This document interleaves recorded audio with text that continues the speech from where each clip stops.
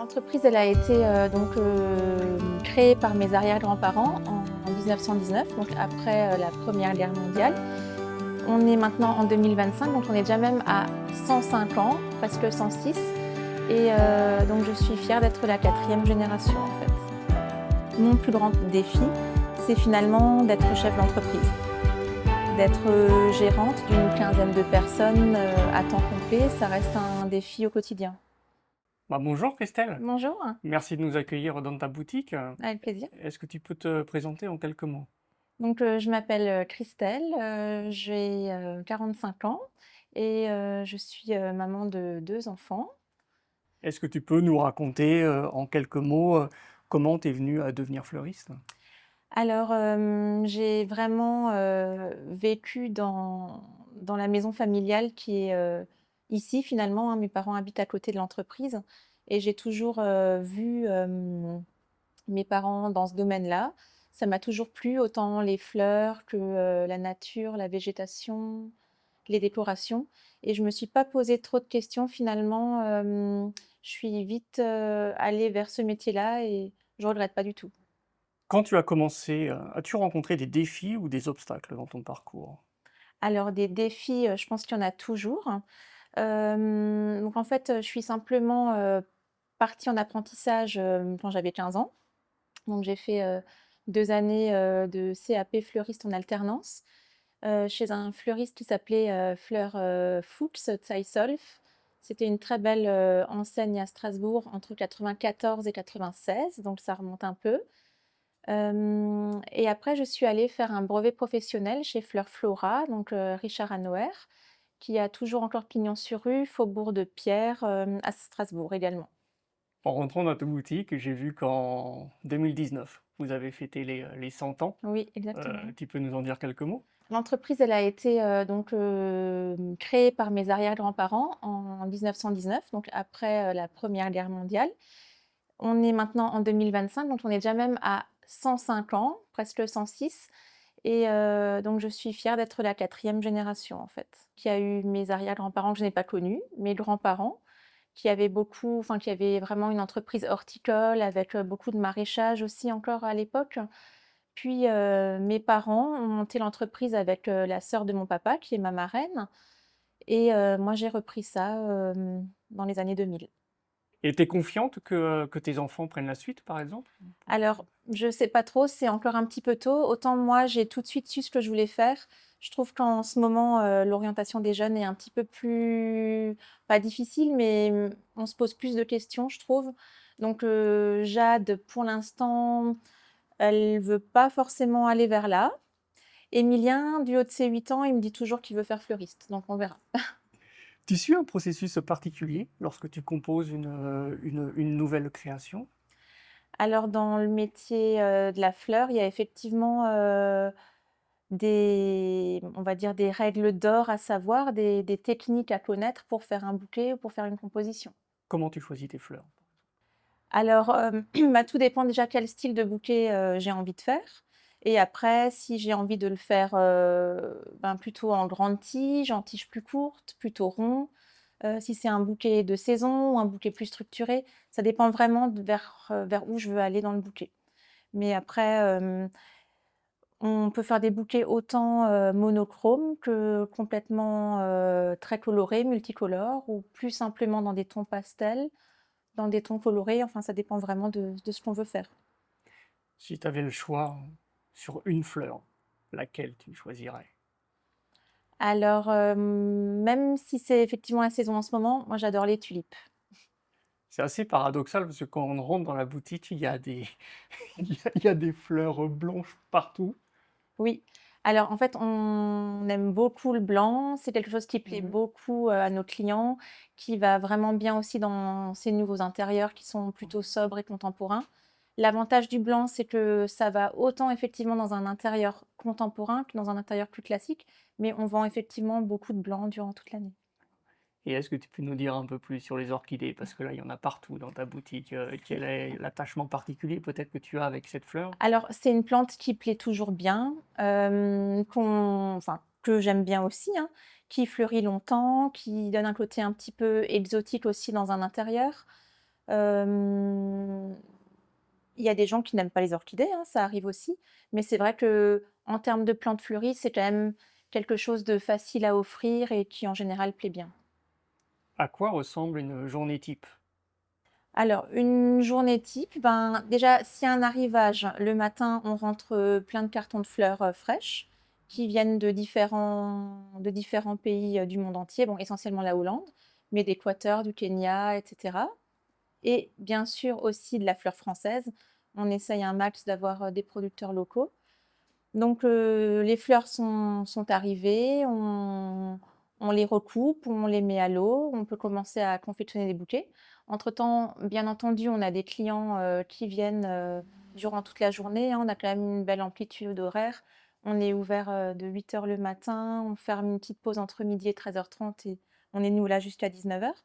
Donc on a nos clients qui animent, également nos journées. On confectionne des bouquets. On prend des commandes ou avec le client ou effectivement également par, téléphone. On peut livrer les commandes aussi à domicile, c'est quelque chose qu'on fait et après, bon ça dépend, on peut partir, planter. Comme dit, on a une horticulture qui fait bien entendu partie, de l'enseigne, et de l'entreprise Sailer.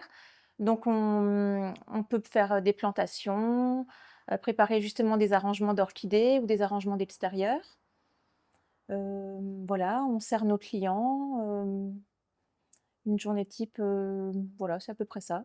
Est-ce qu'il y a des périodes plus chargées que d'autres dans l'année?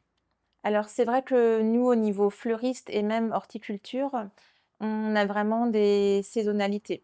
C'est-à-dire qu'il y a des moments en hiver où c'est un petit peu plus calme. Durant l'année, la première fête qui nous booste un petit peu l'hiver, c'est la Saint-Valentin. Donc le 14 février, c'est une grosse journée. Voilà. Après, on va avoir chronologiquement la fête, des grands-mères qui est souvent le premier dimanche de mars. Le printemps se réveille au courant du mois de mars-avril, donc on a aussi au niveau de l'horticulture, de nouveau plus de travail et plus d'engouement au niveau de la clientèle. Les gens commencent, à faire leur jardin, voilà. C'est toujours une période qui est sympa. On va vers Pâques du coup, donc là, c'est ce qu'on est en train de préparer, la saison de Pâques.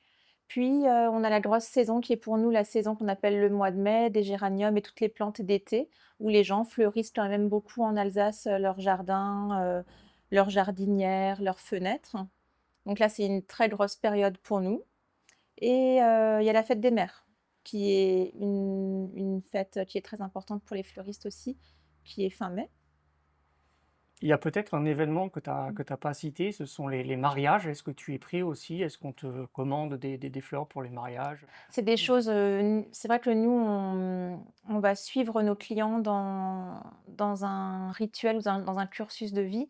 On a des mariages, alors on en a en hiver, un petit peu moins, c'est sûr, mais la saison des mariages commence souvent justement à partir d'avril, mai, jusqu'en septembre. C'est une saison des mariages où on fait effectivement beaucoup de mariages. C'est beaucoup dans le bouche à oreille, on fait pas forcément de salon du mariage, mais on a quand même la chance d'avoir des clients qui nous suivent sur les réseaux et qui viennent nous voir, souvent de bouche à oreille parce que la copine s'est mariée ou elle était témoin, de quelqu'un, les fleurs lui ont plu, donc ils viennent nous voir. Quelle est la tendance, cette année? Mmh. Alors, je sais pas s'il y a forcément une tendance, mais, en fait, on se déplace quand même en salon et on fait pas mal de fournisseurs, de showrooms, de foires et tout pour justement s'imprégner des tendances actuelles. C'est comme ça qu'on choisit en fin de compte, nos thématiques à l'année, qu'on choisit nos objets de décoration, même nos variétés de fleurs. Donc, je pense que quand on est fleuriste, il faut quand même pas mal s'ouvrir à tout, hein, à la mode, aux réseaux, peut-être même un petit peu aux influenceuses. Mais nous, on va vraiment sur des salons professionnels et c'est là où finalement on s'inspire. Quels sont pour toi, aujourd'hui, tes plus grands défis? Alors, pour moi, enfin, mon plus grand défi, c'est finalement d'être chef d'entreprise. D'être, gérante d'une quinzaine de personnes, à temps complet, ça reste un défi au quotidien. Donc tu parles de 15 employés, je suppose qu'il y a il y a divers métiers, probablement des personnes qui préparent les bouquets. Quels sont les types de métiers que tu as? Bah, en fait, on a 2 métiers donc chez les Fleurs Styler, vu qu'on a la chance d'avoir une horticulture et un magasin de fleurs. Donc on a des fleuristes, on a toujours, des apprentis qu'on forme tous les ans, autant en fleuriste qu'en horticulture et bien sûr, j'ai des horticulteurs et même une horticultrice, hein, donc voilà, c'est un métier mixte. Et vous cultivez, toutes sortes de fleurs ou vous avez une spécificité dans votre horticulture? Alors, on cultive, les plantes fleuries là qui vont venir de saison, donc tout ce qui est géranium et toutes les plantes un petit peu, autour de ça qui sont des plantes estivales de saison. On cultive également aussi tout ce qui est, légumes, tomates, salades, tout ça. À l'automne, on va être sur, tout ce qui est, chrysanthèmes et cetera, donc on a toujours des productions maison. On a, donc des horticulteurs qui savent produire et on fait ça vraiment sur place et bien entendu, on fait aussi de l'achat-revente avec des produits, comme des plantes qu'on achète et qu'on revend. On parle de plus en plus de durabilité et d'écologie. Est-ce que c'est quelque chose que tu as intégré dans ton travail? On essaye, oui, de le faire. C'est vrai que c'est dans l'air du temps. Donc autant dans la fleuristerie que dans l'horticulture, on a maintenant des pots biodégradables. Avant, on était au plastique. On essaye de faire, des choses, oui, pour la planète, c'est sûr. Pour les personnes, jeunes ou moins jeunes, qui rêveraient de se lancer, dans le monde de la fleur, quels conseils tu pourrais leur donner? D'être vraiment ouvert, justement à tout, autant, à la nature, à la mode, aux couleurs, aux créations, hem, de se lancer quand elles le sentent, hein. Il y a des jeunes qui font des apprentissages, après la troisième. Il y a des jeunes qui viennent après un bac ou même après un bac 2 plus 3 et qui se reconvertissent. Il faut vraiment le faire quand on le sent et quand on a vraiment envie de le faire, quoi. As-tu des astuces simples pour garder des fleurs fraîches plus longtemps à la maison? Alors oui, on dit toujours à nos clients que dès l'instant où ils sortent même de notre boutique, on leur demande de bien recouper les tiges avant la mise à l'eau, même si ça a été juste quelques minutes ou voire 1 heure, mais vraiment les recouper et mettre le petit produit conservateur dans l'eau. Changer l'eau, tous les 2-3 jours, c'est bien. En été, quand il fait chaud, c'est bien de changer tous les jours et si on fait ce process, ben, nos fleurs en général, tiennent bien une bonne dizaine de jours. En tout cas, nos clients nous font toujours de chouettes retours. Quel est ton dernier achat dans la région de Saverne? Aux petites canailles, des habits pour Pâques. As-tu une recommandation culturelle à nous partager? Tout le bleu du ciel. Ça parlait d'une fille qui a rencontré un garçon qui était malade, ils se connaissaient pas vraiment et finalement dans le film, ils se sont mariés pour qu'elle puisse l'aider à finir sa vie. Aurais-tu une recommandation, pour un prochain commerçant? Je penserais peut-être à Marion du Café du Havre à Dossenheim.